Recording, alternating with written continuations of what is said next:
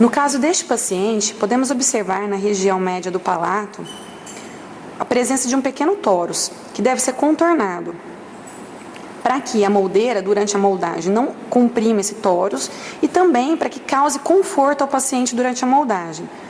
Porque a resina acrílica, sendo autopolimerizável, é um material com muita porosidade, é um material de baixa qualidade e que não tem o polimento de uma resina termopolimerizável. Ou seja, colocando na boca do paciente sem esses devidos cuidados, pode causar também algum tipo de lesão e desconforto. E além disso, ele deve ser aliviado, por ser uma região de RAF também.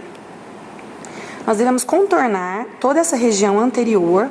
As pregas palatinas, nesse caso, elas são proeminentes. Nós devemos contornar como alívio obrigatório, vindo para a região anterior, aliviando todo o rebordo anterior, até chegar novamente na região da RAF. No caso desse paciente, nós podemos observar também a presença de uma papila incisiva mais acentuada. Como retenções individuais, nós podemos observar essa reentrância na região posterior e também aqui na região média, do outro lado, no rebordo.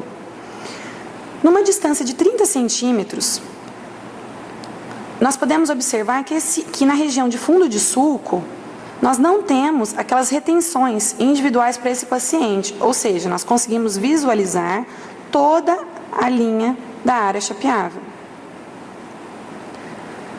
Entretanto, nesse rebordo, a resina pode ser que tenha uma aderência durante a sua polimerização nessa região interna.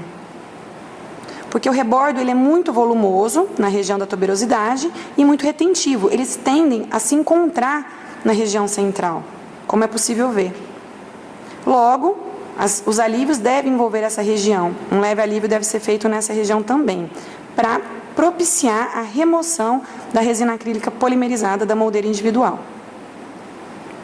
Ainda em relação à região anterior, aqui nós vemos uma pequena reentrância, ou seja, o alívio nessa região ele deve ser maior.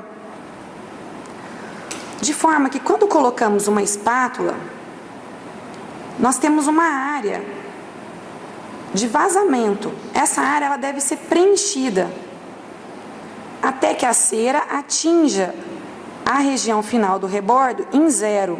Ou seja, durante o alívio não pode haver acúmulo de cera na região do fundo de sulco, porque isso dificulta a confecção do salado periférico na boca do paciente. A moldeira irá ficar afastada nessa região.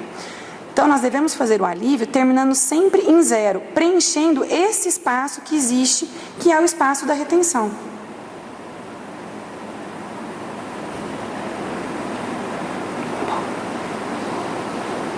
É importante considerar que quando na confecção do alívio em cera, ele não deve preencher regiões de fundo de sulco, e sim o espaço existente, como é possível ver com a colocação dessa espátula, esse espaço existente para terminar em zero, ou seja, ao nível do fundo de sulco.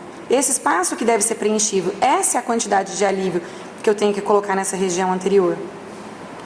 Por quê? Porque se ficar muita cera nessa região de fundo de sulco, isso vai promover um afastamento da moldeira, dificultando a confecção do selado periférico quando na moldagem na boca do paciente.